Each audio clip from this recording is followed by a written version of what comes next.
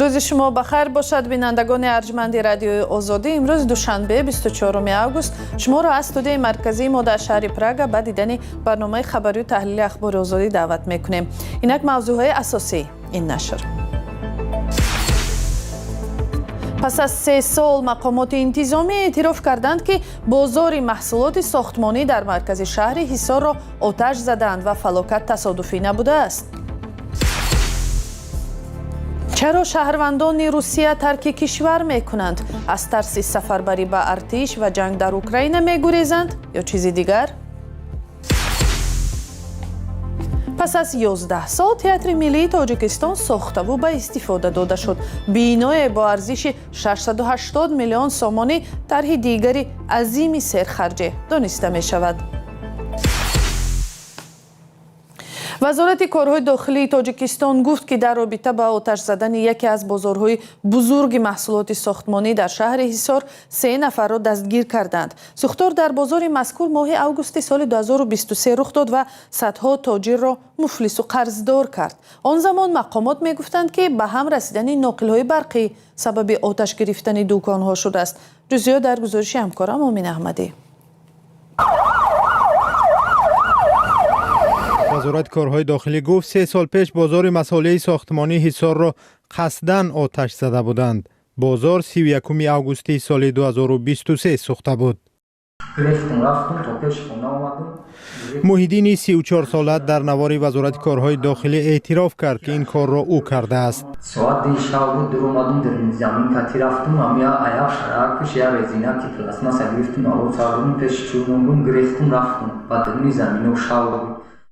وزارت کارهای داخلی گفت طرح آتش زدن بازار را دلیر سالیزاده ساکنی 35 ساله شهر حصار که با یک تاجر بازار مشکل داشته است در پی مشورت با همسینفش علیشیر ارتیقف کشیده است.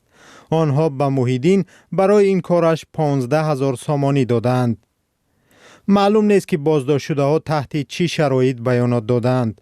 نظری آنها و نزدیکانشان به اتهام وزارت کارهای داخلی معلوم نیست. وزارت کارهای داخلی سال 2023 گفته بود که ساختار در این بازار از رسیش کوتاه ناقل‌های برقی سر زده است. وزارت کارهای داخلی شرح نداد که چگونه این جنایت آشکار شده است. آن زمان مقامات گفته بودند که تاجران بازار بیش از 12 میلیون سامانی زیان دیدند. اعتراف وزارت کارهای داخلی تاجیکستان که یک بازار قصداً آتش زده شده است کم سابقه است. خبرهای پراکنده درباره احتمال موبیلیزاسیون یا سفربری نوبتی به ارتش روسیه برخی را برای ترک این کشور مجبور کرده است. در پی بسیج سال 2022 در ماه‌های اول تجاوز روسیه به خاک اوکراین صدها هزار نفر از روسیه فرار کرده بودند. این موضوع را همکارم کیومرث سیاتا آموخته است و پیش از برنامه از او پرسیدم که وضع در حال حاضر چگونه است. بله خیرامان، تا کنون معلومات و آمار دقیق و پوره نیست، اما طی ماه‌های اخیر سفر شهروندان روسیه به کشورهای چون ارمنستان اندک زیاد شده است. ارمنستان در سالهای 2022 و 2023 نیز شمار زیاد شهروندان روسیه را که از سفربری عمومی یا بسیج به ارتش گریخته بودند قبول کرده است. سرگئی رساخین شهروند روسیه و یکی از آنهایی است که از ترس بسیج یا سفربری نوبتی به ارمنستان فرار کرده است. و در صحبت با خبرنگاران رادیوی آزادی در شهر یریوان گفته است 2 سال پیش از خدمت در ارتش روسیه گریخته بود و تا زمان رسیدنش به ارمنستان پنهانی میزیست. با گفته سرگئی رساخین او 2 سال پیش برای رهایی از دشواری مالی با خواهش خود با ارتش روسیه قرارداد بست و به وی وعده داده بودند که همچون تعمیرگری ماشین ها کار خواهد کرد، ولی دیرتر فهمیده است که فریبش دادند. بعد از این او از قسم حربی گریخته 2 سال مخفیانه یا پنهانی زیسته، اول به بلاروس و از آنجا به ارمنستان رفته است.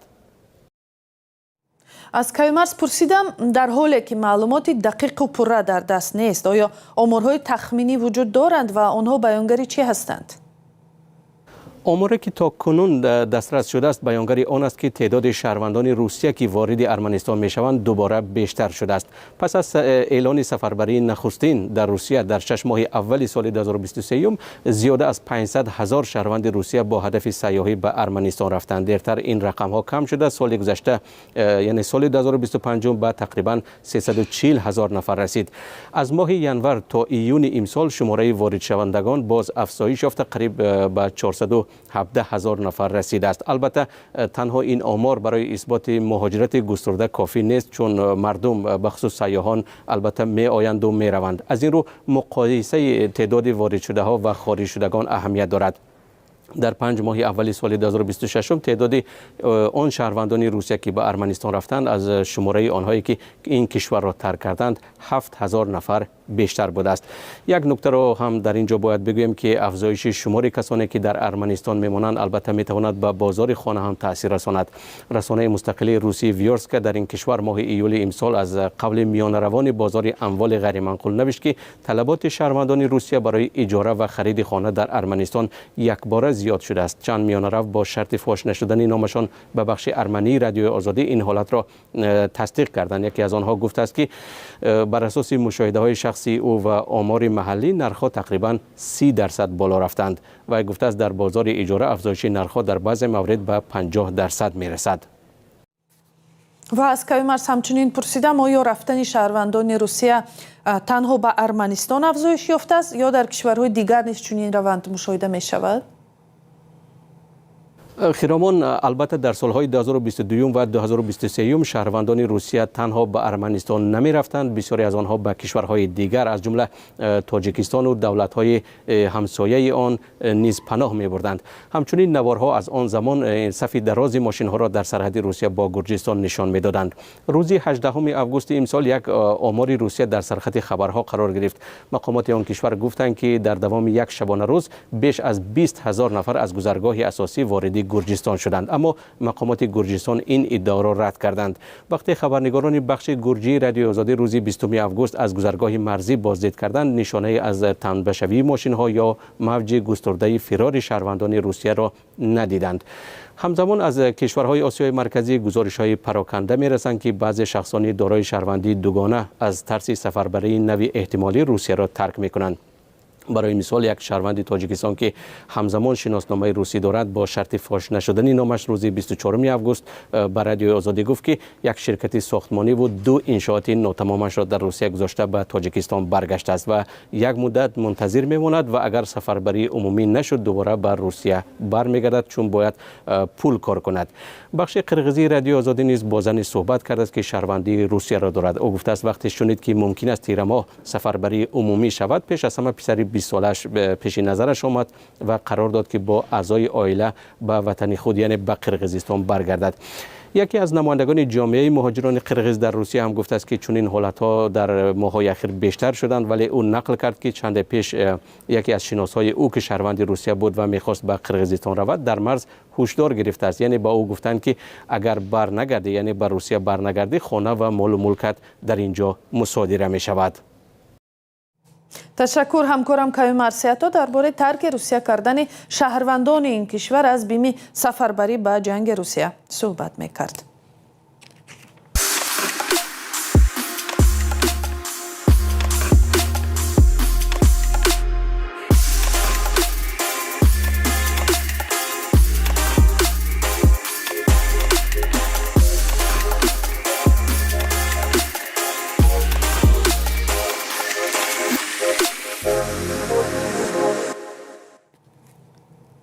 در قزاقستان در انتخابات پیش از مهلت پارلمانی آنگونه که پیشگویی میشد حزب رو به حکومت عدالت برنده اعلان شده است.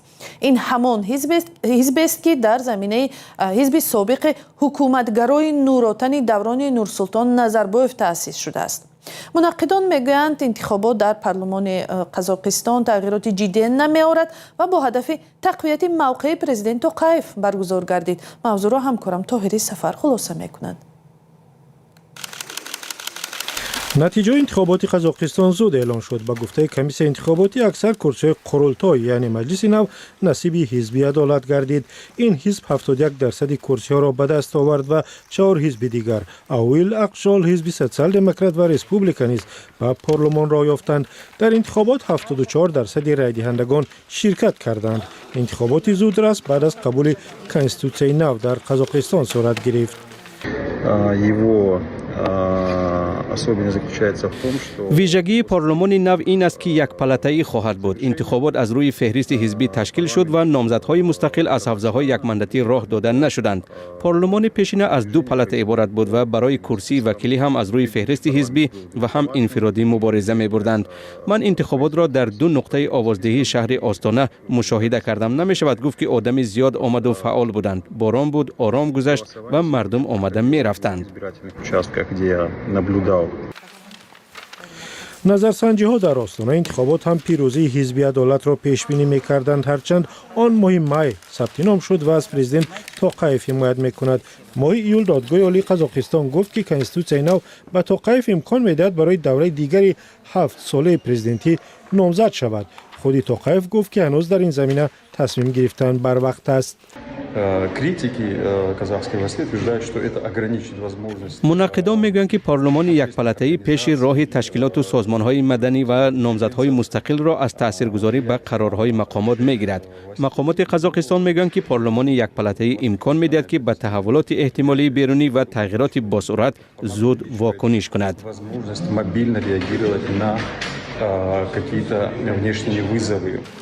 در آستانه رایدهی ناظران انتخاباتی سازمان امنیت و همکاری اروپا گفتند به انتخابات قزاقستان تنها حزب‌های راه یافتند که سیاست‌های پرزیدنت توقیف را دستگیری می‌کنند و حزب‌های واقعاً اپوزیسیونی حضور نداشتند.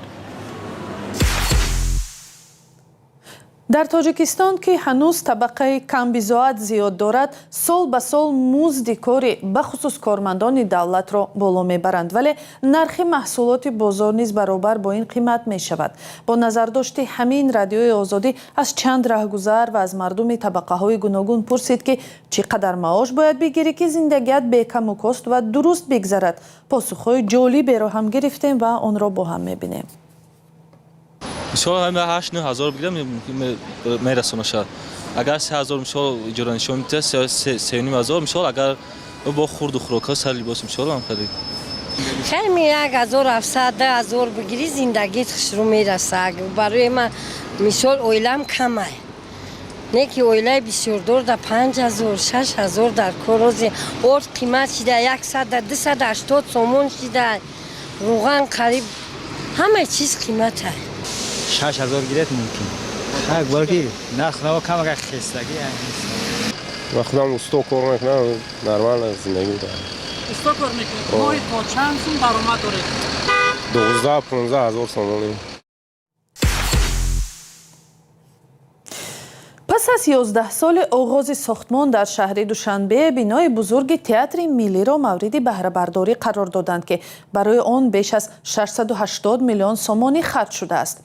در مراسم افتتاح تئاتر رئیس جمهور امامعلی رحمان، پسرش رستم امامعلی شهردار دوشنبه شرکت کردند. دفتر مطبوعات رئیس جمهوری گفت افتتاح این کاخ با شکوه فرهنگ و هنر برای مردم تاجیکستان رویداد خاطرمانی تاریخی به شمار می رود. ساختمان تئاتر ملی سال 2011 آغاز یافت، ولی به سبب نارسایی پول برای مدت قطع شده بود. بینای تئاتر ملی از 7 آشیانه عبارت بوده، بلندی آن به 35 متر می رسد. تالار اساسی آن برای 2500 بیننده است. دفتر مطبوعات رئیس جمهوری میگوید صحنه بزرگ و جای مخصوص برای ارکستر امکانیت فراهم می‌آورد که در اینجا نمایش‌های تئاتری، اپرا، بالت، کنسرت‌های سیمفونی و دیگر چاره‌بینی‌های سطح بلند فرهنگی برگزار گردند. تئاتر ملی تاجیکستان یکی دیگر از انشاءات بزرگ است که با پول دولت ساخته شده است. مؤسسه‌های بین‌المللی مالی که برای اصلاحات اقتصادی به تاجیکستان کمک می‌کنند در گذشته گفتند که حکومت برای طرح‌های نمایشکارانه مبلغ‌های زیادی صرف می‌کند و در این میان برای ساحه‌های مهم اجتماعی به مثل معارف و تندرستی پول کافی نمی‌رسد. و بینندگان ارجمند، برنامه اخبار آزادی به پایانش نزدیک می شود، اما این نه همه خبرهای امروز بود. برای آشنایی با مطالب بیشتری ما سری بزنید به سامانه azadi.org. اگر می خواهید گزارش و مواد ویدیویی بیشتری ببینید، پس به همین صحیفه آزادی ویدیو در یوتیوب وارد شوید. اینجا گزارش و برنامه‌های زیادی ما گذاشته شدند. و اگر کاربر فعال شبکه‌های اجتماعی هستید، صحیفه‌های رادیوی آزادی را در шабакаҳои иҷтимоии тикток و телеграм, фейсбук و инстаграм ва ютубу икс пайдо ва ба онҳо обуна шавед. аз мо феълан ҳамин. худоҳофиз.